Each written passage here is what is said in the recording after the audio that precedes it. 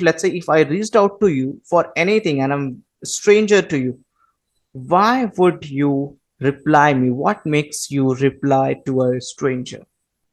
Hey folks, you are most welcome to the once again an amazing episode of Rising Beings that we call it Rags to Riches. So we have an amazing sales expert joining us from Australia. So dear Kat, you are most welcome on the show. Thanks, but I'm joining you from the United States, not Australia today. I'm sorry. So let's go ahead, get started with the real topic that we have over here is sales, and it is all about building the relationship. That's what I strongly believe in, and let us hear it from you that what is sales and what are the things that we need to take care of while making the sales. Yeah, isn't sales such a important topic, but it really is a controversial approach on how people address it. So I'm excited to have this conversation. I think that, there's a lot of different points of views out there, but not a lot of people who really study how to be great at it. And I think once you figure out how to be great at it, it really affects all of the different avenues in your life. I think when we talk to really successful people in sales or people who have really kind of cracked the code, we start to realize that they understand they're selling the second that their feet hit the floor. I always tell people, when was the first thing, what was the first thing you sold today? In a lot of cases, it's selling Cheerios to your 2-year-old in their high chair. It's the art of convincing someone to make change. And sales has such a negative connotation that you really have to flip that switch and decide that it's not a negative thing. It's just the pursuit of helping someone make a decision, and then it's not such a negative thing. All right. I just got a point over here. You mentioned that helping someone to make a decision, right?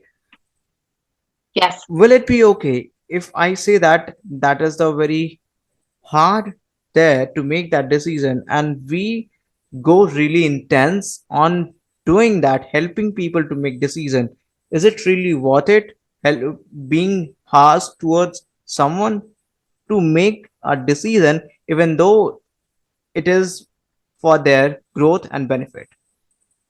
Well, I think that there's there's a lot of personal work that goes into being a salesperson. And this is the component that gets stepped over.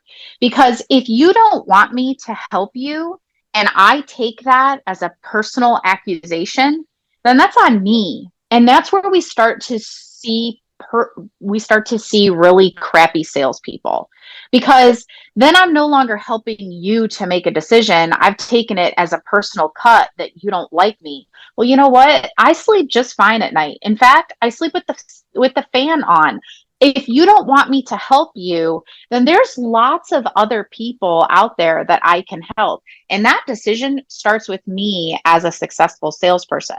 And I think where we're at now in 2024, that decision is even easier to make as a salesperson, because it's a huge world for us to sell. Like, this is a great, you and I are a great example. We're on completely different continents having this discussion today because Zoom is a thing, because virtual environments are a thing. My kids don't think it's funny when I say it, but I did Zoom when Zoom wasn't cool. Pre-pandemic, Zoom was an emerging technology, and I was out selling Zoom. That was a whole different level of sale, because it we weren't selling in a virtual environment. We were selling the virtual environment. So there is a need for the salesperson to be comfortable that no does not mean no and I hate your mother. It just means no, thank you. And if you don't want me to help you, then I'll go find somebody else who does.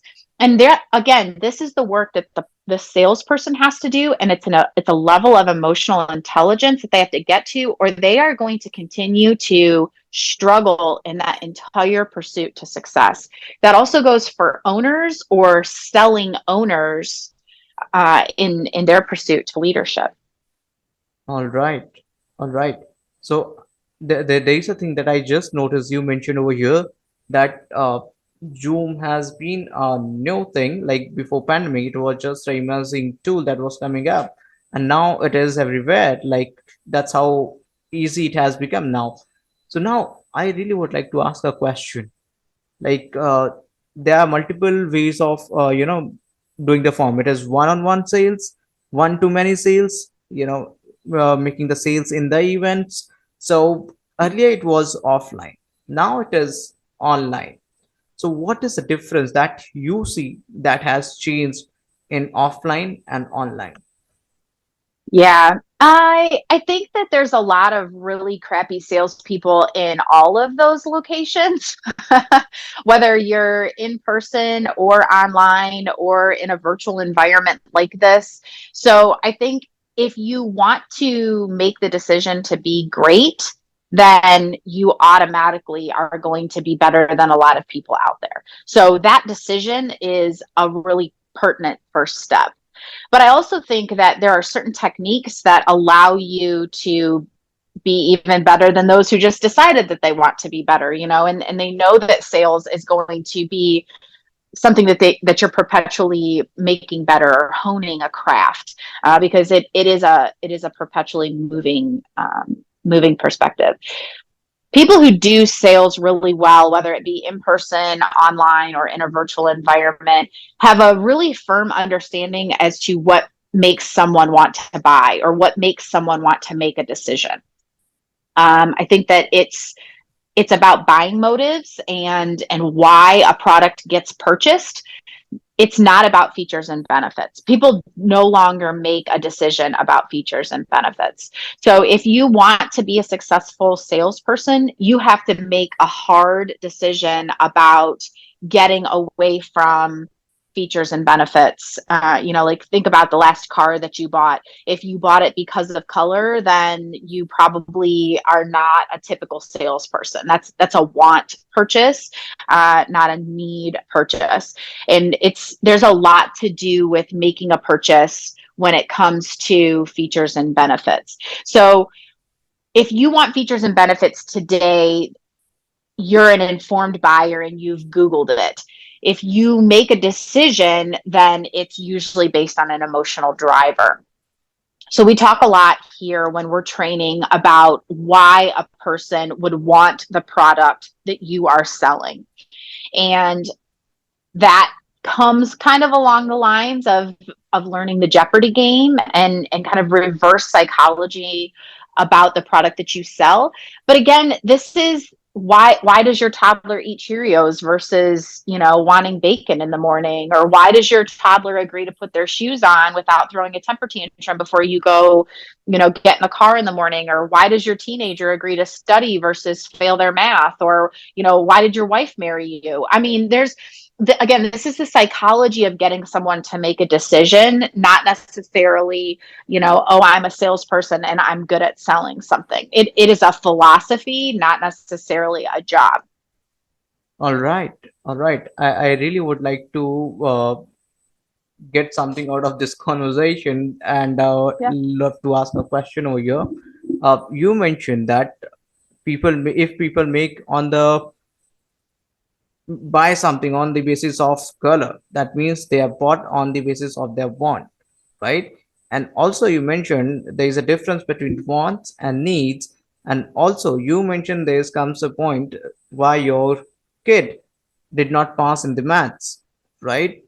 And also Yeah. like you find a partner on the basis of, like, there is also a sales involved into it. I would love to hear it from you if you can, like, throw some light on it, clarify it to people. How does it work?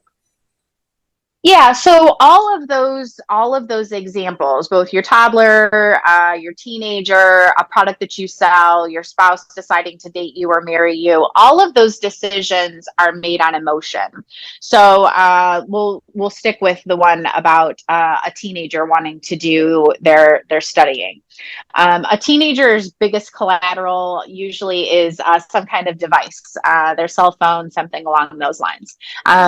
If you take that cell phone from them because they aren't holding up their bargain, right? In my household, they had to get good grades and maintain a job to be allowed to keep their device. Then what happens? Typically, you have an angry teenager. Anger is an emotion which causes them to then do the thing that they didn't want to do, right? And that is what causes them to make change. Anger is what causes them to make change.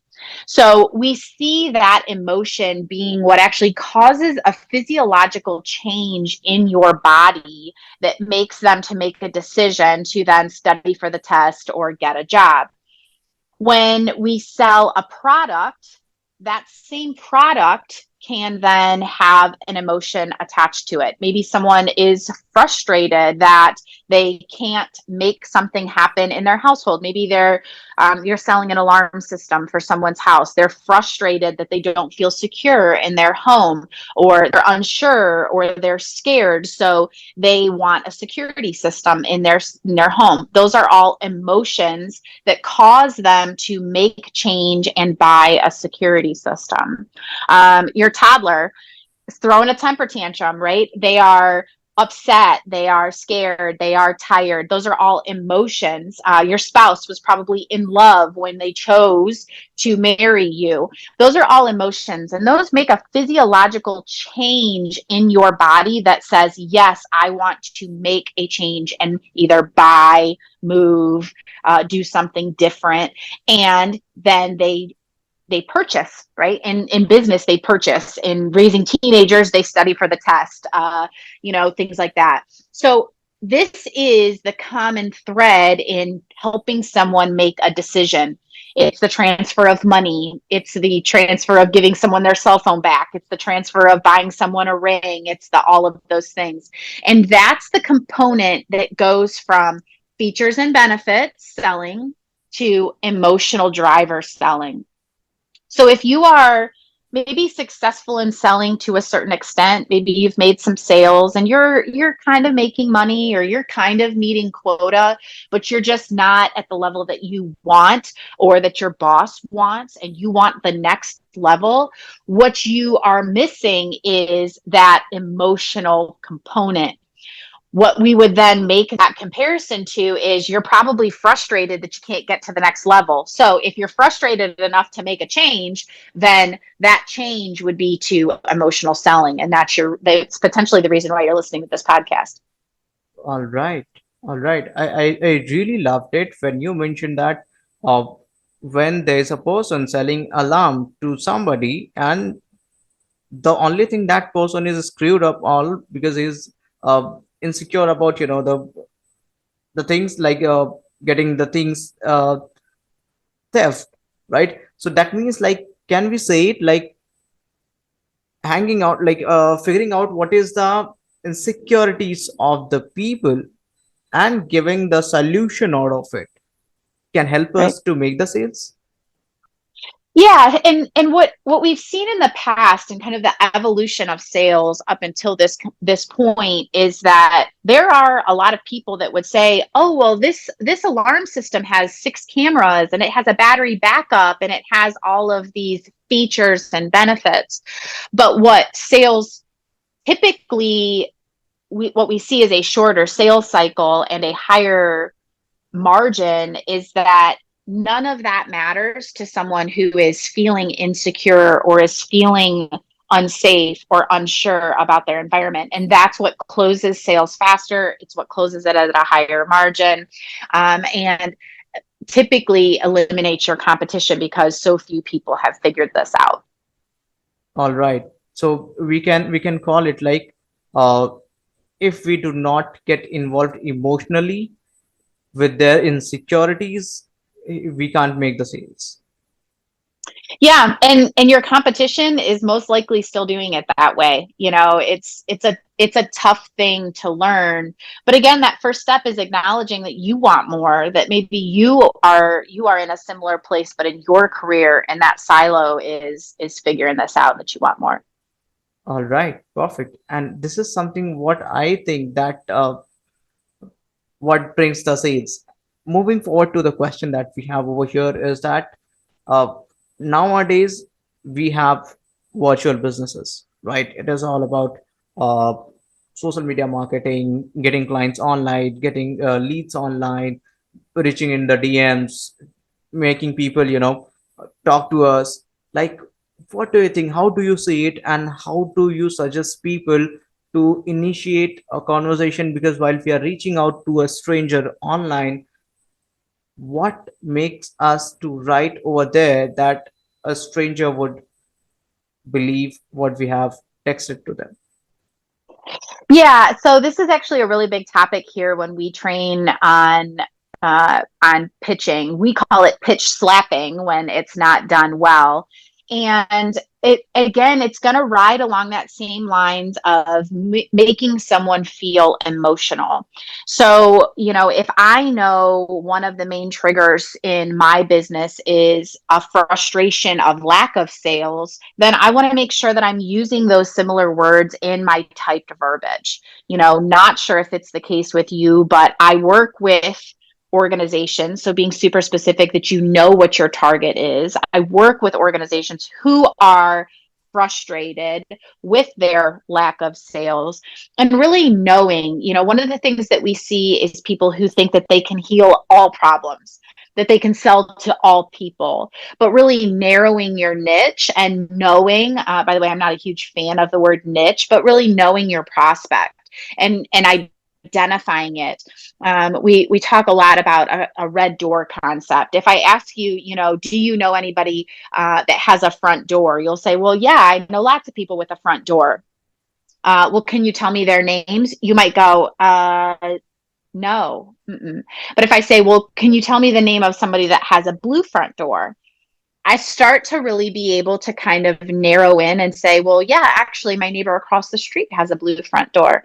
Okay, what if we talk about somebody with a red front door? Do you know somebody that has a red front door? Actually, no, I don't know somebody. Right. And in this case, no is a better answer than, you know what, I'll get back to you. Because I would rather have a solid no and be able to move on than, you know what, let me get back to you and be left on the hook, especially when we're in a social media environment and we're not sure if that person really is not the right prospect. So, do I know someone with front doors? Yes, of course. Do I know someone with a blue front door? Yes, I do. Do you know who it is? Yes, it's my neighbor and I could introduce you. Great. Now I have a next step. Do I know somebody with a red front door? No, I don't. Okay, thanks for your time. And it really gives you the ability to move through mass amounts of data. So the same concept when we get to something that's more relevant with you and your pitch or your product, it would specifically be along the lines of I work with companies that are your relevant emotional word and specifically your prospect. And it really allows you to not waste the time of your potential prospect and get that clear next step, and avoid that pitch slapping concept. All right. Right. I really love the idea that you just mentioned over here. But still, I got a question over here from there. If I reached out to you, knowing that you are my perfect customer avatar, okay, in general, what it takes a customer, right? If let's say if I reached out to you for anything and I'm a stranger to you, why would you reply me? What makes you reply to a stranger? Yeah, so that's that emotional change that comes into a prospect. And that's the need for you to introduce the emotional word. That that pursuit of the change that you can invoke in a prospect is crazy important. One of the ways that we know you can be accurate in that is to poll your current customers. What was their what were they feeling before they worked with you versus how they feel now about a current situation. So in our instance, when we work with teams of salespeople who are trying to be better and are growing their sales rapidly or trying to shrink the amount of time it takes them to absorb new clients, How were they feeling before they worked with us versus how do they feel now? And when they say things to us like they were frustrated that they were taking multiple times to call and close a deal, their margins were shrinking and they couldn't control it, things like that. Those are then the words we take because we know that's a proven concept and we use it to prospect our next set of corporate clients. All right. All right. So that's it's really getting intense. I'm getting a lot of insights over here from an expert itself. So moving on to the next question that we have over here is that I really would love to ask is what makes people closer to the sales? Like what makes people closer sales? Like how do people close it fast? Yeah, so we actually have a series of questions. We actually drop you through a funnel. We give you a series of questions to ask so that you know it's time to pitch. One of the things that we see very often is people pitch to prospects that are not the right prospect, and they waste so much time in an environment that they know they'll never win in. But because they are not prepared to walk away, they degrade the market with their pricing and they pitch too soon. So, one of the primary things that we teach here is that when you realize someone is not ready to buy or they are not your prospect, you walk away ahead of time. It is not your job to make someone ready to buy from you. And when you are forcing someone to buy from you, that has more to say about you as the salesperson than it does about them as the prospect. So if you are not fully loading the top of your funnel with opportunities, you will find yourself forcing opportunities that you will know are a no before you even give them pricing, which then dilutes your market, or you're wasting time and not pitching to people who are actually a prospect. When we actually get you in front of people who are a prospect, we teach you how to qualify those people so that when they actually tell you if they have a budget or what their budget is, you've already won them. And a lot of that, again, has to do with where are they at on the emotional spectrum and ready to move so that you're qualified and you're ready to rep. All right, perfect. And there is a one more question into it. It's like you mentioned that there are set of questions that you ask, right? Yes. Also, there is a thing that comes when to pitch. There is a Yep. timing, right? So, would you like to Yeah. throw some light on it? Well, I think that that has to do with, when you realize someone isn't the right prospect, that has to do with that whole diluting the market. And I speak to groups about this all the time. When you realize someone is not the right fit for you, don't force feed them. There's a lot of people out there who need sales coaching. There's a lot of people out there who need management coaching or one-on-one coaching, but they either are not in a place where they want to hear it, they don't have the budget for us, they aren't ready to grow, they really don't even want to be doing what they're doing anymore. If I push myself on them, all I'm doing is degrading the market and my time for people who really want the products and services that we offer. Can I close them? Yeah, probably. Can I convince them that they need me? Yeah, probably. Are they going to pay their bill? Probably not.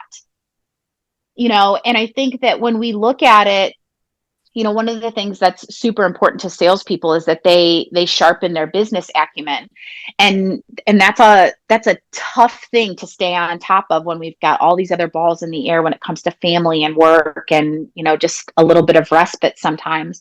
But pushing to get someone to buy something that they're never going to use is just not good business.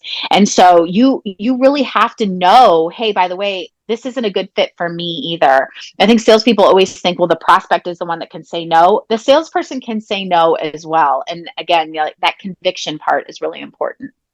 All right, perfect. It really sounds super amazing. So, is there any tip that you really would like to give in order to become a good salesperson?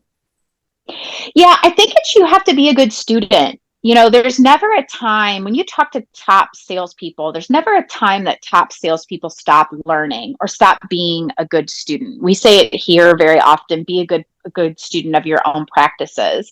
And if you stop learning or you stop sharpening your negotiation skills, your sales skills, just your acumen in general, someone will outpace you. And it's not about outworking you, it's about outpacing you, staying on top of the technology, staying on top of just your skills. Those are all incredibly important. So if you've decided that sales is going to be your thing or your focus for this next year or for your career, then I think that should always be at the forefront of what you're doing, because it's a lot of fun. It's very rewarding financially and in a lot of different ways, but it has to remain a study. All right. All right. Perfect. So this would be probably the last question over here for us, is that uh, would you like to share with the audience the revenue that you make in your business? The things that we do here are predominantly things that allow people to continue to study, right? Like, we have core curriculums here at Oxygen that are available to salespeople or managers, whatever. But what make us the most successful are those supplemental curriculums that allow you to stay on top of the game or stay on top of what's emerging technologies and things like that. So I think that is what allows salespeople to come to Oxygen and really continue to be that optimal student. So if this is what you're looking for, then that's what I would find a group of people that really allow you to stay kind of at the top and ride the wave of business, because it's fun. Perfect. So I really would like to thank over here to the audience who has been listening to us, and I really would like to thank to the Cat as well, our amazing expert, sales expert and guest, and people who are over here looking forward to connect to her. I would mention her any of the website link or social media profile link so that you can connect with her and ask your question personally, and she would be happy to reply you. That sounds great. I appreciate it. Thanks for the time. Perfect.